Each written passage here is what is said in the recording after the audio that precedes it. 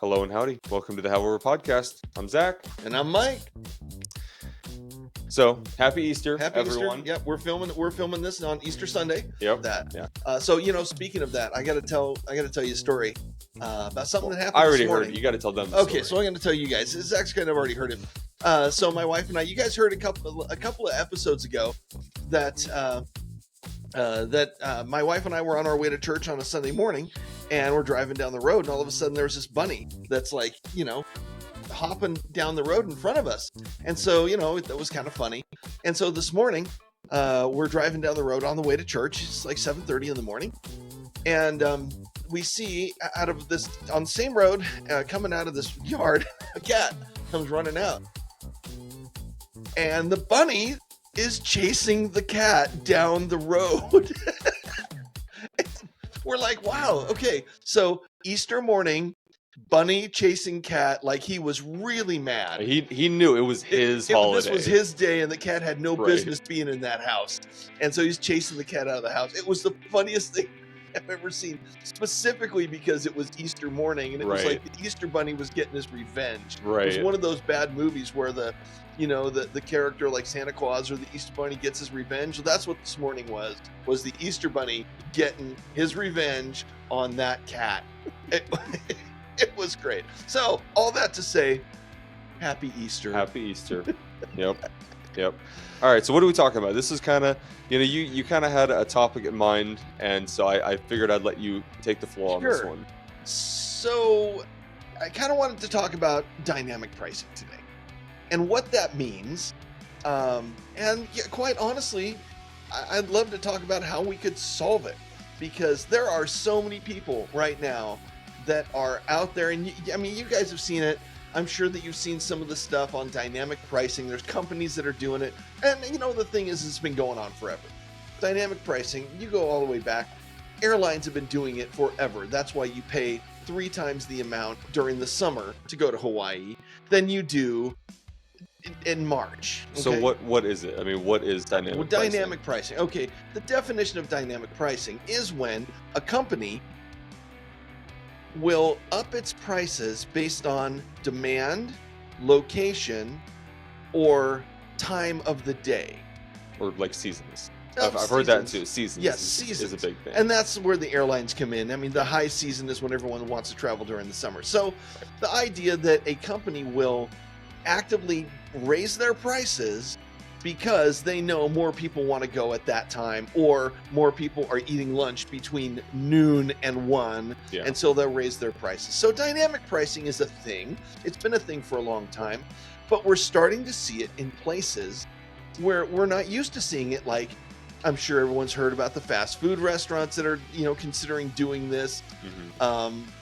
But my personal favorite is when you want to go see a show, when you want to go see an artist, and it's a really popular artist. And because of dynamic pricing, even from town to town, even from city to city, where they know it's going to be more popular, Mhm. prices will escalate anywhere between 20 and 35%, specifically because they know people are going to pay it, and people do.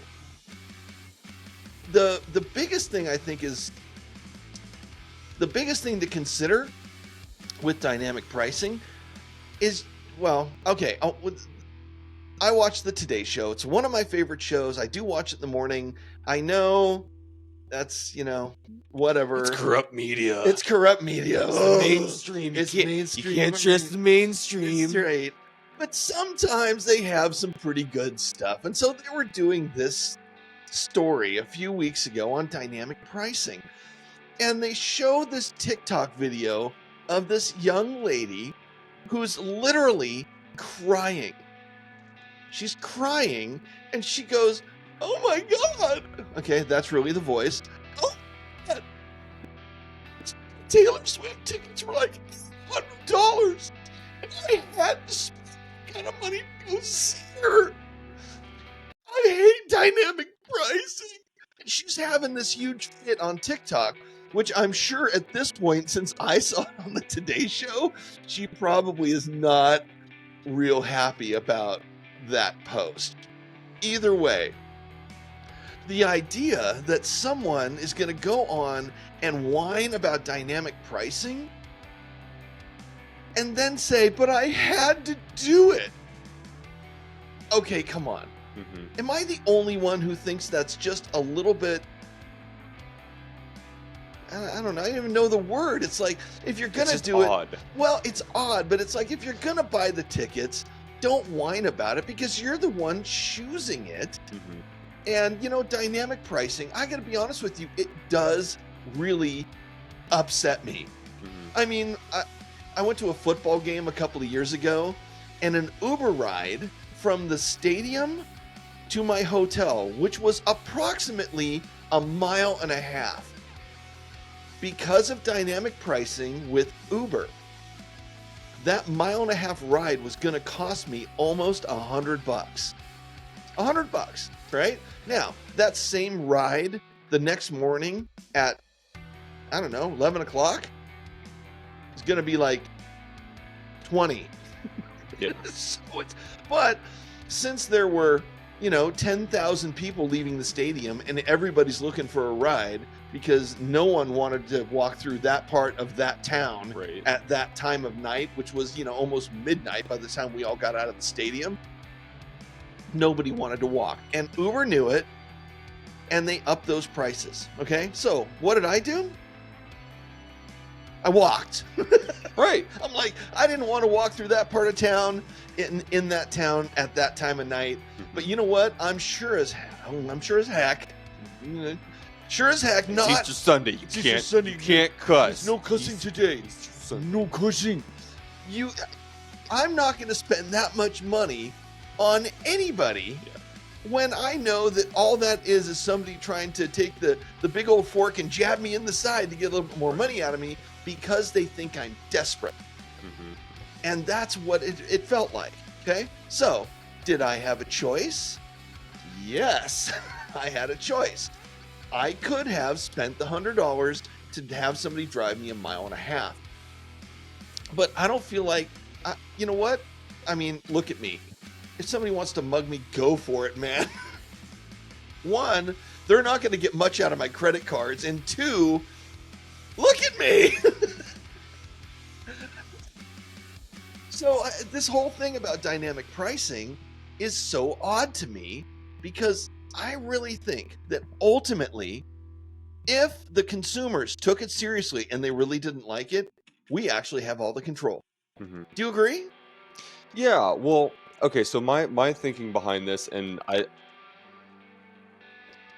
don't know how much you'll agree, but for me, it's not even just the dynamic pricing that's to blame. I think it's a combination of dynamic pricing and scarcity mindset. Okay. The feeling of being left out, and this is where I think, you know, when you're talking about pricing when it comes to events, Little FOMO going on. FOMO? Fear of missing out. Oh, thank you. Yes. I thought I knew something he didn't for just a second, and that never happened. Shut up. You know plenty more than me. Okay, let's get that clear. But I think that's a big. I don't think it's just the fact that prices vary depending on season and all of this stuff. I mean, you know, prices are going to be what they're going to be. But it's, to me, when you're talking about missing out on a Taylor Swift concert and you're a Swiftie, at that point, it's less about dynamic pricing and it's more about you being afraid of missing out on this opportunity of a lifetime. You're never going to see it again. Well, yeah, you will. I mean, that's the thing. Yeah, you will. But it's that whole, I have to be there. I have to be there. And if I don't spend this money, I'm not going to be there. And I'll deal with the consequences afterwards. That's generally how most people think, is we love to think in the short term because it's going to satisfy our short-term needs. Okay. So I can't feel left out. I'm going to buy those tickets. And then a week later, then you realize, oh shit, I can't pay my rent now. Okay, yeah. That's dynamic pricing's fault. Right. Yeah. It's dynamic pricing that I can't pay my bills. It's like, no, hold on. This was a choice. Well, and I think the funniest thing was right after this thing happened, then they announced that it was going to be a movie. Right. And so, yeah, okay, so I get it that you want to be there. I mean, we all want to be there. We all want to go. But what's the actual cost? Right. What's the actual cost of that? And that's what you're talking about. Is a scarcity mindset might actually make you do something and spend more money than you really wanted to spend because you feel like you had to be there. Mhm. But the actual cost of that is not the $800 you had to spend on the ticket. It's now the $800 on the ticket, plus the inability to pay your rent, Mhm. plus the charges you're going to have on the credit card that you use, which now all of a sudden the ticket that was $800 cost you $1,500 because there's penalties and interest and all of that other stuff going on. So it's the difference between price and cost. Mhm. So I agree with you that it's not I don't think it's really about dynamic pricing at all. I feel like dynamic pricing is just a way for retailers or service providers to kind of take advantage psychologically of the people that they know don't have the ability to tell themselves no. Which, funny enough, if you guys watched our last episode, it feels like that's actually running across the same thread. When we were talking about tipping culture, Oh yeah. is companies are incentivizing that because psychologically they know that we are generally just going to click the 15% and not even think about it because we don't know how to say no. Okay. That's really I mean, that's interesting that it actually ties in. So if you guys haven't watched it, go watch our episode from our previous one 2 weeks ago, because it talks a lot about that, and we kind of go over the psychological effects of why companies are getting away with this kind of stuff. Yeah, they're. I think the companies know it's kind of like when you go to a casino. The casino, if you've ever done any gambling out there, which if you've gone to a casino, you will know that if you really look, there are things in the casino that are built to confuse you so that you don't know which part of the casino you're in. From any part of the casino, unless you're standing right next to it, you can never see an exit. No windows. Or no bright windows, so you don't actually see light coming in. And the Right. other thing that you'll never see in a casino is a clock. Right. All right. So they're built because most companies have done their research on you. They've done their research on every one of us, and they know psychologically how they can manipulate us into doing something that they want us to do. So one, you have to be aware. But two, they also know that one, if the button's there, we don't know how to say no, so they're going to click the button. And with dynamic pricing, they know wholeheartedly that our culture right now has lost its ability to have I can't think of the word right now. But lost the ability to have delayed gratification. Yeah. Okay? It is a lost art in our culture right now. I don't want to say lost art. I think it's hidden. I think people don't think about it very much. But delayed gratification is one of those things that used to be a standard. Like if you really wanted a new car, you didn't go down and get a loan for it, or a loan that you couldn't afford. Right. You would save and save and save. You would work an extra job that specifically that money went into an account that was saved. So even if you didn't have all the money, you went in with enough of a down payment where whatever the payment ended up being was enough to be able to afford, without it throwing your entire financial system into some kind of problem. And nowadays, if you feel like you need a new car, anybody can walk into a car dealership with very little income behind them, almost no down payment, and they've got a program for you somehow that makes it affordable. Right. Okay? Now, affordable for you to buy it from them right now. Right. Well, but I mean, define affordable. What we were just talking about is that can I walk out with a car? Can I walk out with a car? That's what they say is affordable. Can I walk out with this car? Oh, then you can afford it. Right. You can afford it. And so what they do is they'll go, okay, what's your budget?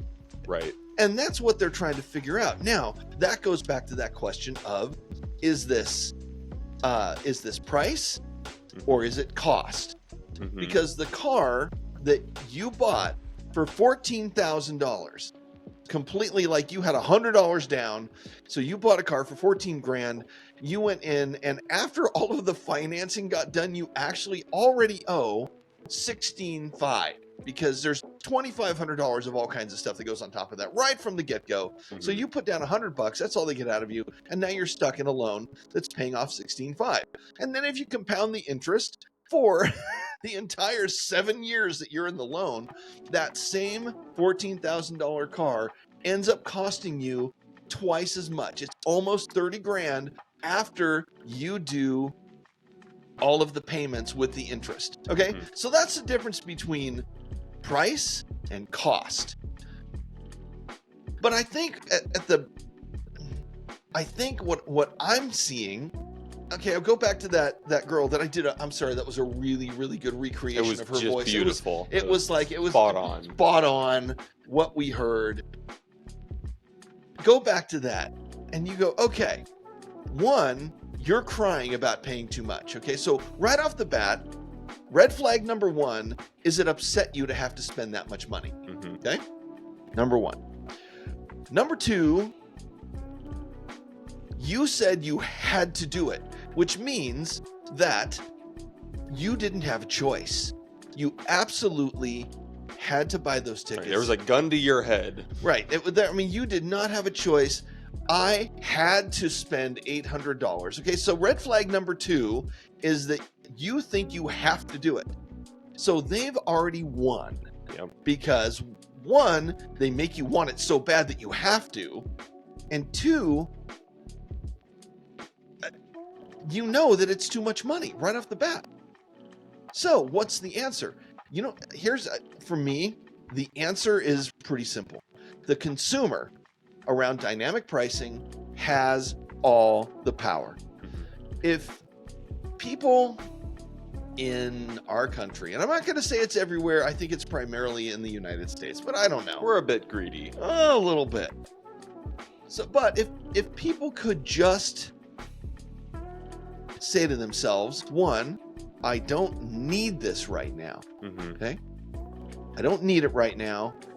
My life isn't going to end if I don't go see the Taylor Swift show or whatever your thing is. I mean, we all have them. If I don't have that thing, to actually ask yourself, how is that going to completely negatively impact my life?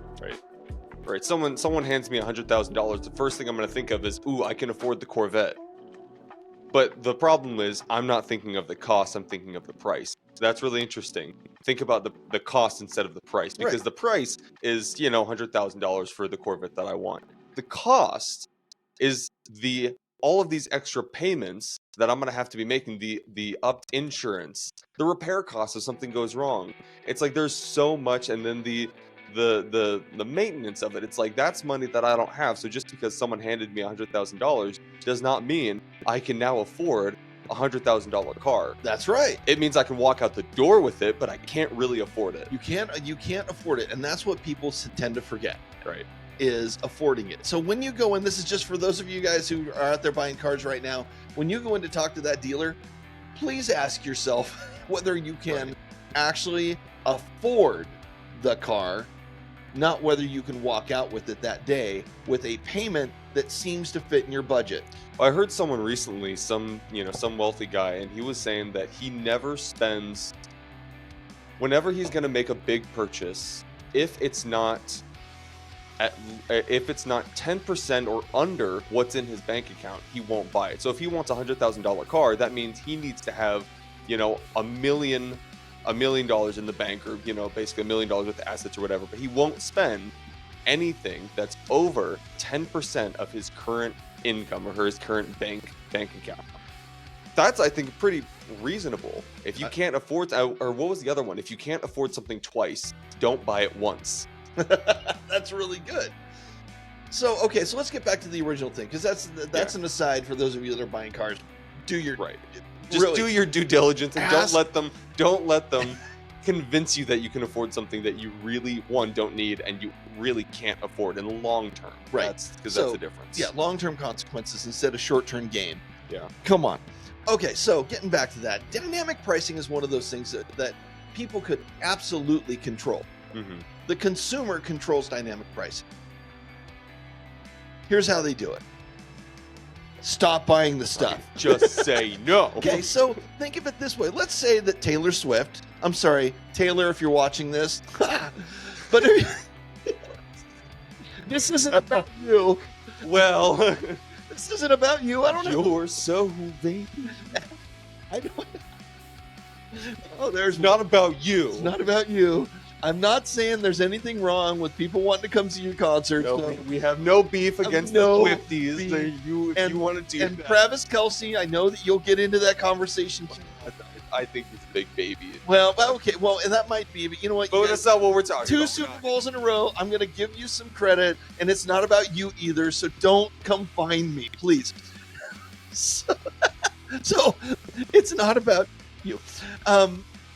So let's just say that dynamic pricing has gotten to the point where everybody's whining about it. And by the way, everyone is. If you look up Right. Taylor Swift and dynamic pricing on the internet, Right. it comes up with like 200 Right, because hits. well, and this is actually it's interesting because from my understanding, they're going through Ticketmaster, and this is something that apparently other artists have gone through before, where they just let the Ticketmaster make the pricing for them, meaning they allowed the algorithm to calculate what their tickets were going to be.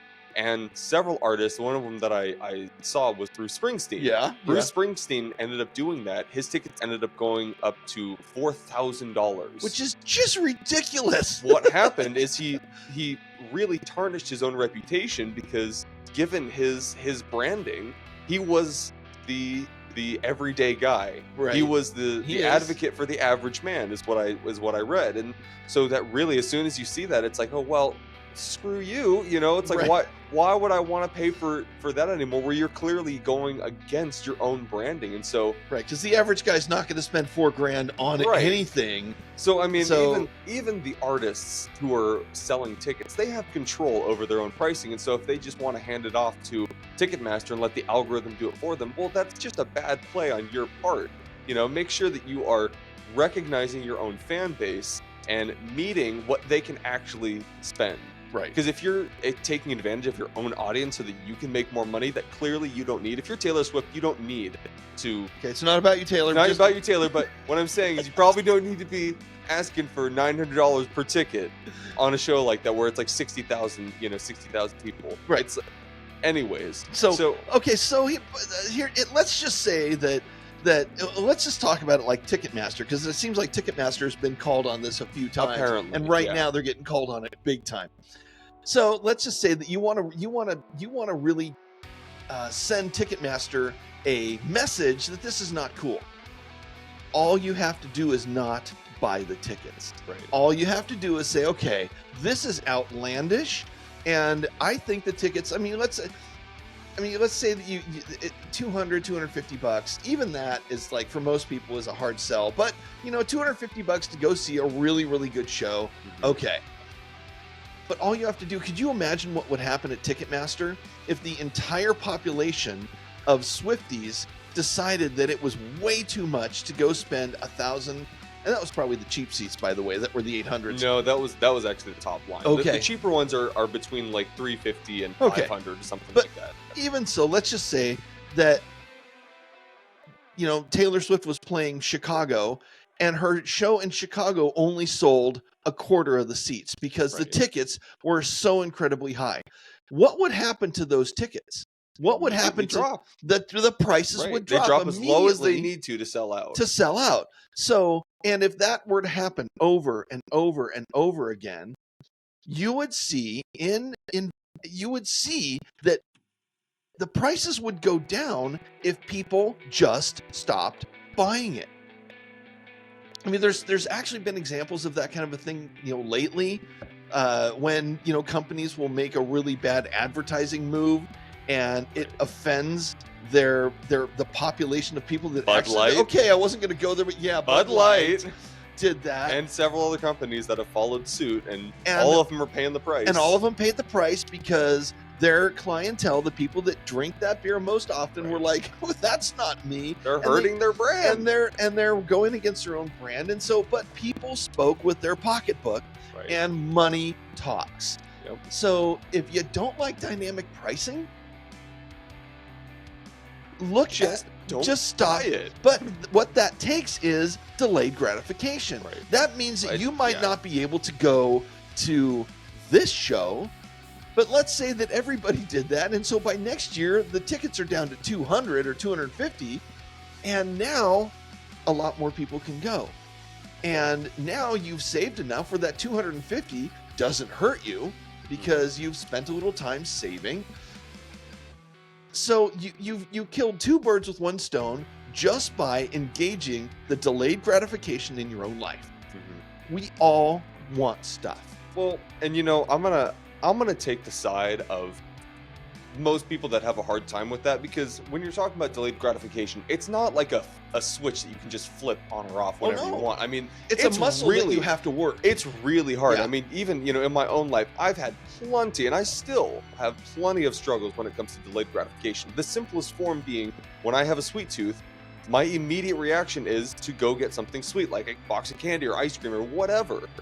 I have to train myself to not do that because, one, I don't need it, and two, it's a short-term gratification, but it has absolutely no long-term benefits. If anything, it's actually a detriment to my long-term success in anything that I want to do, because if I can't even control my own desires to have something sweet right here and now, if I have to go and do it, and that's usually what I will tell myself is, if you don't go and do this, the feeling will persist and it won't go away, and you're going to be struggling all day or all night or whatever. Usually it's like a nighttime thing. It's like right before I go to bed or after I have a big meal, I'll want something sweet.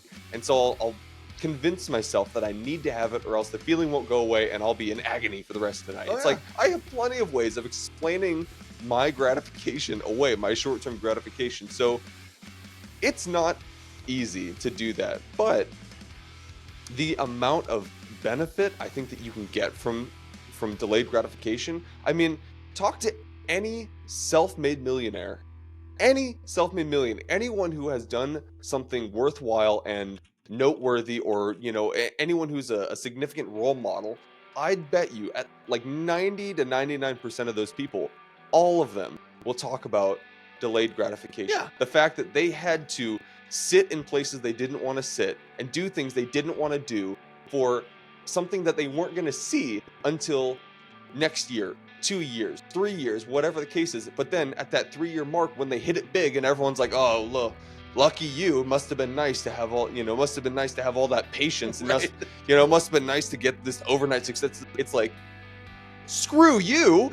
You have no idea what I've I been had suffering for 5 years. You have no idea while what I had to go through Right. for years while you were off at your Swiftie concerts. It's like, I chose not to spend that money. I chose not to buy that car. I chose not to go on that trip. I chose not to eat that meal or go to that restaurant every night. I chose to live below my means because I saw something that you couldn't see 5 years down the road. That's really what delayed gratification, I think, can truly get someone. Right.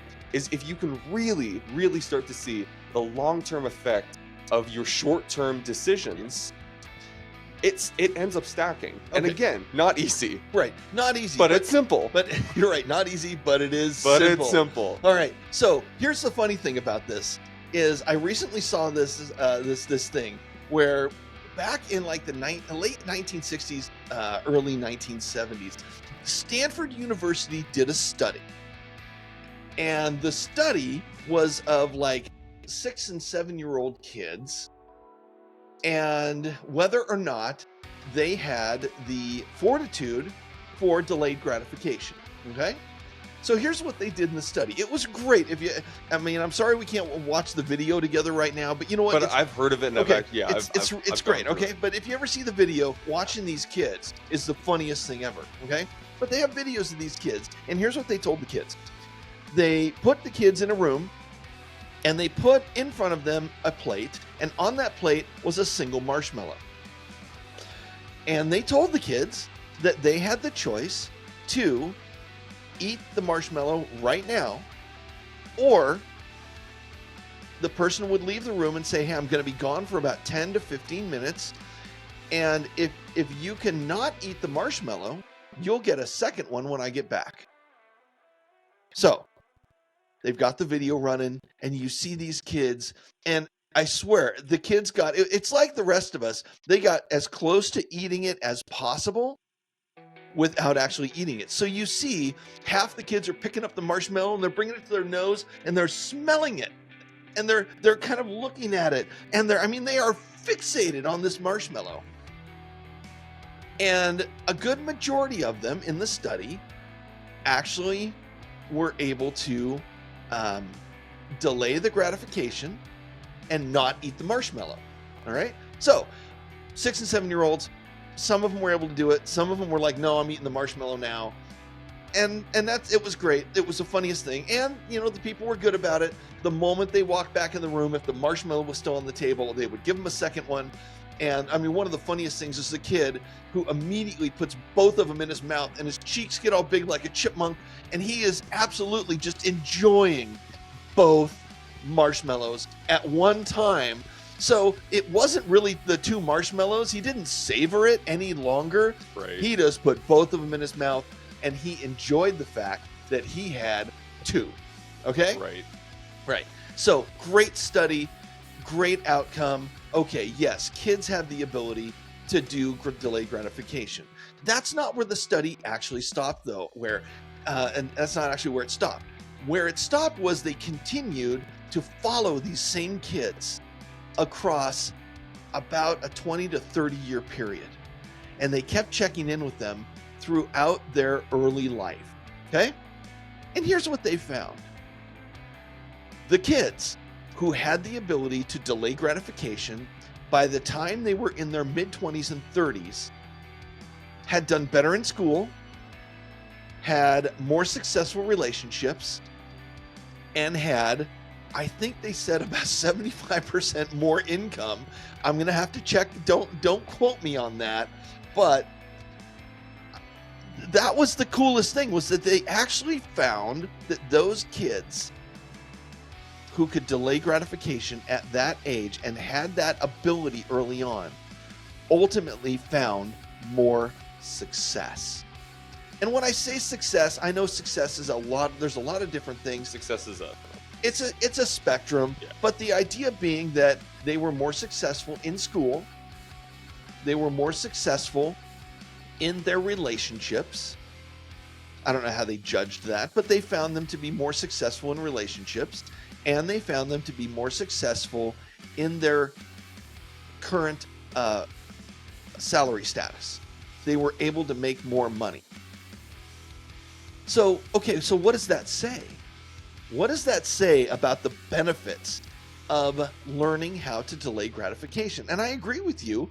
It's not easy to do, and it's like a muscle that you have to work. When you first start a process of delaying gratification, it's excruciating. Mm-hmm. It really is. Because you're like, oh my gosh, this is so hard. I can't do without it. It's the itch you can't scratch. Right. But the more that you do it, like anything else, the more that you delay gratification and you see the positive outcome from that, the easier it gets. And I'm not a very good example of this because, by the way, I haven't lost any weight. Those of you who've been watching the podcast, you can see I'm still about the same size. And I'm working on it, but not as much as I should. But it's the same thing when you're talking about losing weight. You delay the gratification of eating. Or eating what you want. You're right, because, pizza's a whole lot better than salad. Right. Okay? So there is no contest there. There's no contest. We can all agree, pizza up here, salad under freaking table. Okay? But once you delay the gratification and you see the benefit, like the benefit of, I'm overweight right now. If I were to lose 25 pounds, I wake up in the morning, my back doesn't hurt. Mm-hmm. And all of a sudden I'm like, oh my gosh, this feels so great. Now I think I want to lose 20 more pounds. And so I work even harder and I start running, or I start biking again, or I start doing all that stuff. And all of a sudden that idea of delayed gratification gets easier because I'm seeing the positive benefits of delaying the gratification of eating the pizza. Yeah. Okay. One of the things that my mom, 85 years old, and sometimes she comes up with the greatest stuff. And she says to me all the time, there's nothing that tastes as good as thin feels. There's nothing that tastes as good as thin feels. And you're like, okay, that's pretty good. Now, I think she got it from Weight Watchers like 40 years ago. So I'm Weight Watchers. She stole it from someone else. Weight Watchers, if you're watching this and that was your statement, I'm not copywriting any of that. Don't sue me and don't sue my 85-year-old mother. But there's that's wisdom in that statement. That nothing tastes that good. But feeling good is like the ultimate. So what does that mean? Okay, ultimately, let's go back to the kids. Go ahead. Well, I think that, for one thing, one of my favorite quotes that I'm still trying to live up to is, if you do what is hard, your life will be easy. And if you do what is easy, your life will be hard. Yeah, okay. I think that's a pretty good representation of what delayed gratification You're means. Absolutely right. If you just do whatever is easy, if you just spend the money, if you just eat whatever, if you just sleep around, if you just, throw your life to the wind on whatever whims that you might have that day, it's gonna be very hard. And again, this is me speaking personally, because again, I have had plenty of trouble with this aspect of my life. I have had, basically the second I started making money, I started spending money. I never really got a how to invest 101 breakdown. I never really got like that real masterclass on what I should do with $1 when I get $1. I learned that several years later, after I had no more money left, basically after I had spent all of it. And then I started thinking to myself, well, okay, better figure this out, because there's a place I'd like to be at a certain point in time, and well, if I'm gonna do that, then I better start getting serious about where my dollars are going. And so it's been a very slow process for me, but I have been working on that. Okay. But that's what I'm saying, is that if you think that every short-term gratification that you decide to pursue is going to lead you anywhere but more suffering than you're already in, you're just kidding yourself. It's not going to happen. No, you're not going to change anything unless you change something. Right. And if what you're doing is just feeding the monster, and that's what I mean, honestly, that's what it feels like, is when you're gratifying yourself like that all the time. And it can be in any part of life. If you're gratifying yourself, all you're doing is feeding the monster, and the monster will continue to eat you. Well, and absolutely. Here's kind of how I've been thinking of it recently. This is one of those things. Let's take this back to our first episode. Okay. Where we're talking about the inner dialogue. Okay. This is where I allow my inner dialogue to really start to take control, because I need to have those conversations with the man sitting in the mirror. I need to be able to tell myself. So I'm gonna. One of the things that I had struggled with, and I still continue to struggle with, but I've gotten it a lot more under control, is it's masturbation. Okay. It's very, very difficult to not want to release that urge. That's my immediate gratification.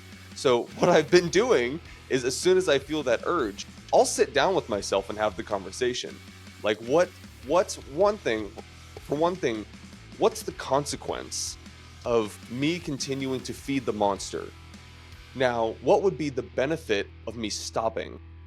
And to me, that's when I have to literally sit down and basically write down like a pros and cons list to myself. I have to walk through why I don't want to do this and what's the outcome of me not doing it. And for me, when I think about that, I'm thinking of, well, if you want a wife that is going to deserve you, then you can't be doing that, because that's not what she deserves.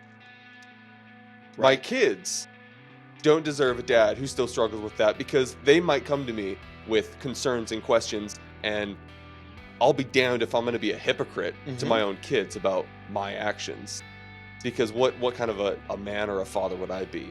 So that's how I have been trying to get those under control. And usually I'm starting with the biggest problems, and then I'll work down to, sweet tooth at 9 o'clock.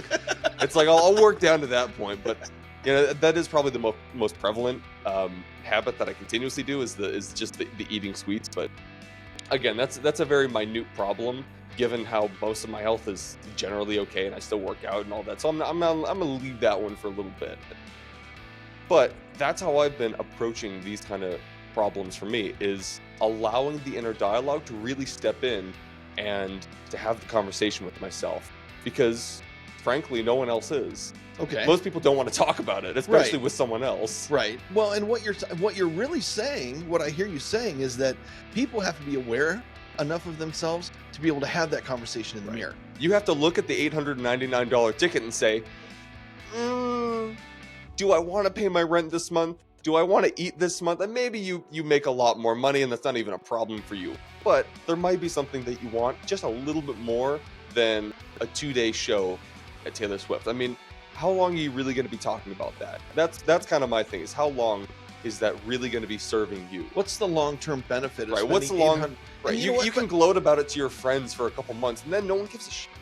Well, no one and- cares. Right. And you know what? And this is the thing, is that, you know what, if it's hurting you, okay, so $800 to some people would be like a drop in the bucket. Right. And so if you want to do that and you don't care about dynamic pricing and all of that stuff, hey, you know what? Good for More you. power to More you. power Absolutely. to you. But you know what? For those of us who don't have $800 to go see a show, For the like ones that have to cry about it after we spend Right. the money, right? that's when we should probably start looking But at, do I need it? it goes back to the idea that if you can delay that gratification, then actually I think the other thing that happens here is that when you delay the gratification, you appreciate it more when you get there. Mm-hmm. I mean, if you It's buy so it, hard. you light up a credit card and you max out your credit card to go to a show, and then you spend the next 2 years paying it off, right? What's more worth it? The experience of the show, which that might be a choice, then just don't whine about it, Yeah. or is it the pain of having to pay that credit card bill, which doesn't allow you to do anything else over the next 2 to 3 years? Because that's how the credit card companies build their system, is if you pay the minimum and that's all you can afford, well, you're going to spend the next 3 years paying off that $900 ticket. Which is exactly what I'm living through right now. Right. That was my... It's I saw an opportunity and I thought the money was going to be worth it because I was told it was going to be paid off immediately, or that I was basically going to make it all back immediately. And I'm still living through that 2 years later. I'm still trying to fight, I'm still trying to fight that. Seriously, I mean, I killed myself. That was my own damn fault. There was no one else that is to blame. I didn't talk to anyone about it. I got a message and I took it way too far, and I spent too much money than I really had, and so now I'm paying for it. That was my problem. That was my own short-term gratification that explained away all the consequences, basically. And I told myself, this is what you need. You need to do this. If you don't do this, then all of these bad things are going to happen. And so that was my version of I should have waited a little bit more, and I should have gotten some advice, I think, from some from other people some in my people life who who knew better than me, basically. well, at that point. not knew better, but may have had the ability to share wisdom and help you self-evaluate those decisions. Because in the perfect world, wisdom isn't about anyone telling you what's right. It's about somebody leading you to an answer that's right for you. Mhm. That's what wisdom is. That's what The good wisdom. counseling. Oh God, what is? I heard the best explanation of what wisdom was. Wisdom is the knowledge of things that are true. That's all wisdom, and that's like the basic fundamental of what wisdom is. It's the knowledge of things that are true. Well, and with that, when you're counseling somebody, a lot of times people think of counseling as somebody out there that's giving you the right answers. Yeah. And that's actually not I'm not going to say it's not it's a way that people do counseling. It's not the effective way. And here's why, is when you're doing any kind of counseling, when you're sharing any kind of wisdom, if I'm telling you what the right decision is, then you have the ability to argue with me because you know you better than me. Right. However, if I can get you to think through the process and come up with your own realization of right for you, and that happens to be where a good counselor wanted you to go and wanted you to see, then it's really a good way of doing it because you will not oftentimes argue with you if you have sound reasoning and you come up with that decision on your own without somebody saying this is a decision you need to make. It's about evaluation. So That's actually, so to close this out, I actually wanted to bring up, following that, Alex Hormozy has this great way of thinking where most of the time, if he doesn't trust anyone else's opinion, the only person he's going to go to, and he will set himself up to have conversations with future him. Because he's the only person that's going to know everything that you've been through. He's the only person that's going to have a clear understanding of what you've been through, what you're going through, and the best decision for you. Because this is something that I have trouble with. I think I know better for everyone else, or I've always got an answer that I never actually give myself, if that makes sense. Like I've always got all of these great techniques of ways to solve other people's problems, but then I never take my own advice. You know? Well, a lot of people are like that. But so that's the point, is give yourself the advice that you would give someone else, given that you're talking to the future you. Right. I love the way he phrased that, because it's such a great way to think about it. Is if you don't know who to trust, well, trust you, because you do know better, and future you is going to know way better than you. But that does take a lot of self-awareness. So it does take a lot of self-awareness. It also takes the ability to delay gratification. And here's what I think about delayed gratification. Just like when you're working out muscles, okay? The more you work out, the stronger you get, and you're building muscle. So what are you building when you're delaying gratification? And this goes back to just about everything that we do or like to get to on these talks. Is delayed gratification is an exercise to build character. It is ultimately a character building exercise that if you do it enough, it will continue to build other characters. And I heard something recently, and I'm thinking about this kind of stuff a little bit differently. You know how when you have certain things like cigarettes and or marijuana that they've called entrance drugs.